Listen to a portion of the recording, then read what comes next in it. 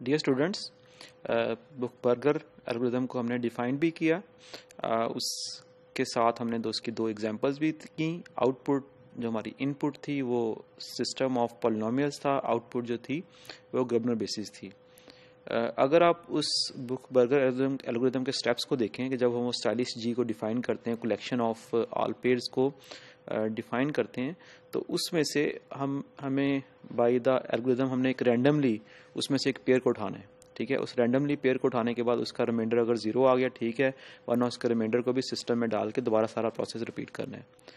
अब रैंडमली का मतलब ये है कि वी हैव अ चॉइस, कि हम हो सकता है कि जैसा कि हमने एग्जांपल्स के अंदर हमेशा उस पेयर जो सेट था उसमें से फर्स्ट पेयर ही उठाया। अगर हम फर्स्ट पेयर ना उठाते, फॉर एग्जांपल कोई आगे वाला पेयर उठाते, जैसे कि हमने फर्स्ट पेयर उठाया, उसका रिमाइंडर 0 आ गया, और इसका मतलब ये हुआ कि हमने रिमाइंडर 0 नहीं आया, इसका मतलब ये होगा उसका हमने सिस्टम में डाल दिया। हो सकता है कि हम कोई आगे वाला पेयर उठाते और उसका जो रिमाइंडर जो है वो हमें शुरू में ही 0 मिल जाता और हमें उस सिस्टम में नया एलिमेंट ना डालना पड़ता, या वाइस वर्सा। ठीक है, तो दोनों केसेस में इसका मतलब ये हुआ कि जब हमारे पास चॉइस है उसमें से पेयर को उठाने की, तो इसका मतलब ये है कि रिजल्ट हमारा जो है वो जरूरी नहीं है कि यूनिक आए। तो इन नटशेल ग्रबनर बेसिस जो है वो यूनिक नहीं होती। ग्रबनर बेसिस आपकी यूनिक नहीं है। ग्रबनर बेसिस डिफरेंट हो सकती हैं, लेकिन उसका जो हमने डिफाइन किया था ग्रबनर बेसिस को, Grobner basis a set of those polynomials कि जिनके लीडिंग मोनोमियल्स उस आइडियल के इनिशियल आइडियल को जनरेट कर रहे हैं, वो उसकी कंडीशन तो सेटिस्फाई होगी, लेकिन रिमेनिंग जो उसके पॉलिनोमियल्स हैं, एलिमेंट्स हैं, वो डिफरेंट हो सकते हैं। ठीक है, वो अभी हमने जो एल्गोरिदम किया, जो मैं अभी बता रहा था, उससे भी ये बात क्लियर है कि हमारे पास जब हम अपनी चॉइस से कोई एलिमेंट ले रहे हैं, कोई और एलिमेंट लेंगे, तो हो सकता है कि हमें कुछ और उसके एलिमेंट्स मिलें, लेकिन अल्टीमेटली जो वो उसकी कंडीशन है, प्रॉपर्टी जो है, वो उसको सेटिस्फाई करेगा। ठीक है, ये तो इसका एक एस्पेक्ट आ गया ग्रबनर बेसिस को फाइंड आउट करने का।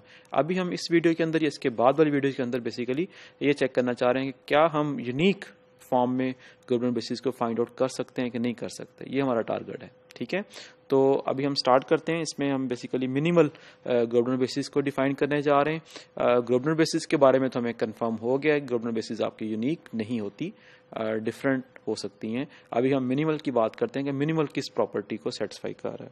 तो मिनिमल को डिफाइन करते हैं। ग्रबनर बेसिस G1 से लेकर GT तक is called a minimal Grobner basis if for all I leading coefficients of GI is equal to 1। के पहली बात यह है कि जो आपके पास ग्रबनर बेसिस के अंदर एलिमेंट्स पड़े हुए हैं, जो पॉलिनोमियल्स पड़े हुए हैं, उन सब के लीडिंग कोफिशिएंट जो हैं वो 1 के इक्वल हैं। ठीक है, इससे पहले जो हम काम कर रहे थे, या बुक बर्गर एल्गोरिथम जो हम काम कर रहे थे, उसमें तो बेसिकली वो पूरे का पूरा पॉलिनोमियल उठा के ही G के अंदर हमने डाल दिया और फिर उसको सिस्टम के अंदर ला के दोबारा से सारे पेयर्स बना लिए। ठीक है, तो इसमें क्या है कि हमारे पास जो मिनिमल ग्रबनर बेसिस है उसके सभी के जो लीडिंग कोफिशिएंट्स हैं वो that should be equal to 1।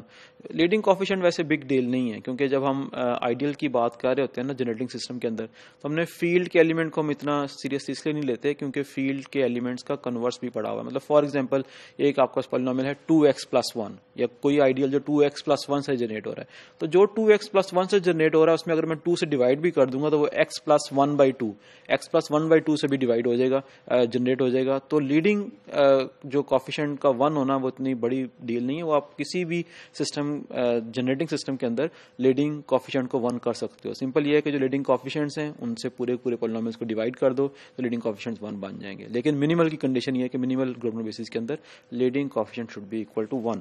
और दूसरी कंडीशन ये है कि for all I is not equal to J, leading monomial of GI does not divide leading monomial of GJ।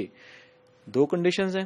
पहली कंडीशन क्या है कि लीडिंग कोफिशिएंट सबके 1 होने चाहिए, और दूसरी कंडीशन ये है कि जितने भी पॉलिनोमियल्स हैं उनके जो लीडिंग मोनोमियल है सबके, कोई ऐसा पेयर ऑफ पॉलिनोमियल नहीं होना चाहिए कि दोनों के लीडिंग मोनोमियल जो है किसी एक का लीडिंग मोनोमियल दूसरे को डिवाइड कर रहा हो। ठीक है, तो ये दो कंडीशंस हैं। अगर कोई ग्रबनर बेसिस, पहले कि वो ग्रबनर बेसिस हो, और दूसरा ये कि वो ग्रबनर बेसिस अगर इस दो कंडीशंस को भी सेटिस्फाई करे, तो उस ग्रबनर बेसिस को हम क्या कहते हैं, उस ग्रबनर बेसिस को हम बेसिकली मिनिमल ग्रबनर बेसिस बता रहे हैं। लीनियर ग्लोबल बेसिस कह रहे हैं, लेकिन याद रहे कि हमने स्टार्ट ग्लोबल बेसिस से किया है कि पहले सेट ग्लोबल बेसिस होगा, उसके बाद हम मिनिमलिटी की तरफ चलेंगे। ठीक है, तो एक रिजल्ट है, उस रिजल्ट को भी देख लेते हैं। वो रिजल्ट क्या कह रहा है कि let G is equal to G1 से लेकर GT तक be a global basis for some ideal I if leading monomial of G2 divides leading monomial of G1। ये G2 G1 इसलिए बेसिकली लिया है कि जस्ट रैंडमली है, कोई और भी एक प्रॉपर्टी सेटिस्फाई कर सकता है, उसके लिए भी यही रिजल्ट ट्रू है। ठीक है, जस्ट टू हैव उसको सिस्टमाइज करने के लिए। So leading monomial of G2 divides leading monomial of F1 G1, then G2 से लेकर GT is also a global basis for that ideal I। ठीक है, कि अगर एक ग्लोबल बेसिस है, मिनिमल की बात नहीं हो रही, एक ग्लोबल बेसिस है, वो ग्लोबल बेसिस के अंदर आपको दो पॉलिनोमियल मिल गए। फॉर एग्जांपल 1 और 2, G1 और G2 ऐसा पॉलिनोमियल है कि G1 का जो लीडिंग G2 का जो लीडिंग मोनोमियल है वो G1 के लीडिंग मोनोमियल को डिवाइड कर रहा है। ठीक है, यानी कि आपके पास जो G1 का लीडिंग मोनोमियल जो है वो डिविजिबल है bye leading monomial of G2, तो हमें G1 की जरूरत नहीं है। G1 के बगैर भी आपके पास जो रिमेनिंग सेट बचेगा, यानी कि G2 से लेकर GT तक, वो भी ग्लोबल बेसिस बनाएगा। ठीक है, इस रिजल्ट का सिंपल सा प्रूफ है, पहले इस प्रूफ को देख लेते हैं फिर आगे चलते हैं। सो इसका प्रूफ है। प्रूफ से पहले आपको याद होगा कि हमने ग्लोबल बेसिस को जब डिफाइन किया था तो हमने बेसिकली ये कहा था कि इनिशियल आइडियल की फॉर्म में, initial ideal of that set G if that is equal to initial ideal of I, तो हमने कहा था कि वो जो है वो basically then it becomes that G becomes कि आपके पास जो है वो ग्लोबल बेसिस बना रहा होगा। इसी से मिलती जुलती एक और डेफिनेशन है। डेफिनेशन का पर्पस बेसिकली वही है, जस्ट प्रूफ में यूज करने के लिए कि अ set of non zero polynomials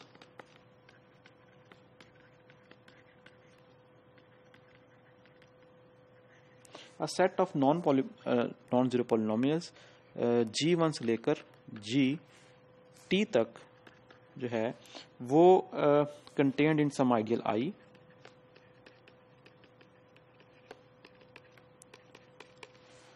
is called a Grobner basis for that ideal I if and only if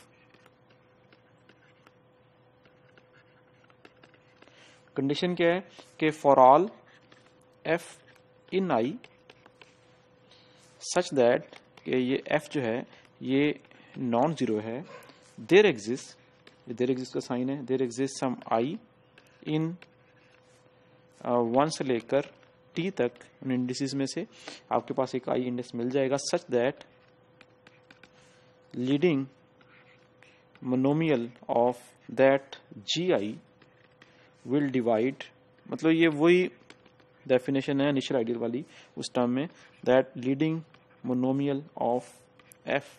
ठीक है, कोई भी पॉलिनोमियल ले लें, ग्लोबल बेसिस होगा इफ एंड ओनली इफ उस आइडियल में से कोई भी पॉलिनोमियल ले लें, उसका जो लीडिंग मोनोमियल होगा वो किसी ना किसी GI से डिविजिबल होगा, और यही वो इनिशियल आइडियल की डेफिनेशन थी। ठीक है, अब इसी डेफिनेशन को बेसिकली हमने यूज करना है इसके प्रूफ में। हम प्रूफ बेसिकली ये करना चाह रहे हैं कि अगर किसी का लीडिंग मोनोमियल दूसरे को डिवाइड कर रहा है तो जिसको वो डिवाइड कर रहा है उसको हमें उस पॉलिनोमियल को ग्लोबल बेसिस में लिखने की जरूरत नहीं है। ठीक है, सो if a polynomial f is such that for example leading monomial of f is divisible by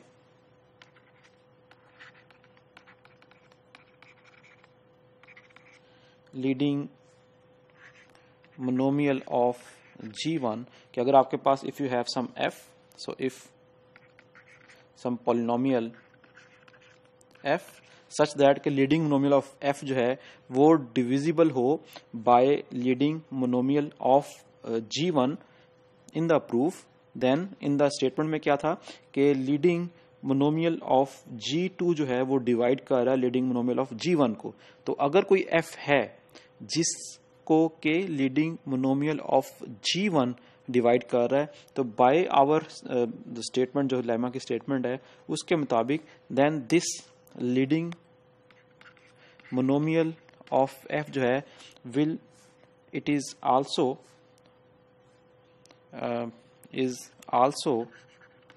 divisible by, this is also divisible by leading monomial of G2। यानी कि अगर आपके पास कोई f है जिसका लीडिंग मोनोमियल जो है वो लीडिंग मोनोमियल ऑफ G1 से डिविजिबल है, लेकिन आपके पास जो लीडिंग मोनोमियल ऑफ G2 है वो लीडिंग मोनोमियल ऑफ G1 को डिवाइड कर रहा है, इट मीन्स कि लीडिंग मोनोमियल f जो है वो भी डिविजिबल होगा लीडिंग मोनोमियल ऑफ G2। अगर मैं इसकी डेफिनेशन को देखूं इनिशियल आइडियल के अंदर, तो बेसिकली हमें यही था कि तमाम f के लिए हमें कोई ना कोई ऐसा gi मिल जाना चाहिए जो कि उसके लीडिंग मोनोमियल को डिवाइड कर रहा हो। अब फॉर एग्जाम्पल जो डिविजिबल जो है वो लीडिंग मोनोमियल ऑफ G1 से डिविजिबल है, वो actually leading monomial of G2 से भी डिविजिबल है। तो इन नटशेल हमें इस कंडीशन, मतलब हमें इस लीडिंग मोनोमियल ऑफ G1 की जरूरत नहीं है, क्योंकि ऑलरेडी वो लीडिंग मोनोमियल ऑफ G2 से भी डिविजिबल है। तो दैट मीन्स कि अगर हम ग्रोबनर बेसिस की डेफिनेशन के अंदर वो इस डेफिनेशन को अप्लाई करें, तो अगर G1 से लेकर GT तक ग्रोबनर बेसिस है, देन G2 से लेकर GT तक भी ग्रोबनर बेसिस होगा। क्यों होगा? क्योंकि जो लीडिंग मोनोमियल ऑफ G1 से डिविजिबल है वो लीडिंग मोनोमियल ऑफ G2 से भी डिविजिबल होगा by the condition of the lemma. तो दैट मीन्स कि हमारा प्रूफ जो है वो कंप्लीट हो गया। ठीक है, अब हम इसके बाद एक और रिजल्ट देखते हैं। तो दूसरा रिजल्ट जो हम देखने जा रहे हैं, बेसिकली इस लेमा को हमने बेसिकली अप्लाई करना है उसके अंदर, जिसका अभी हमने इससे पहले प्रूफ देखा है।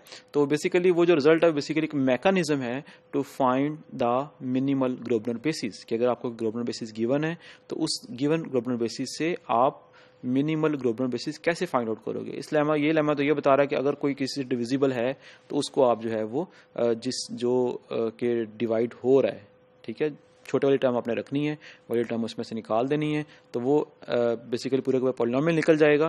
कंडीशन किस पे? लीडिंग मोनोमियल पे, लेकिन ओवरऑल उस पूरे पॉलिनोमियल को हम उसमें से माइनस कर सकते हैं, ठीक है, बाय दिस लेमा।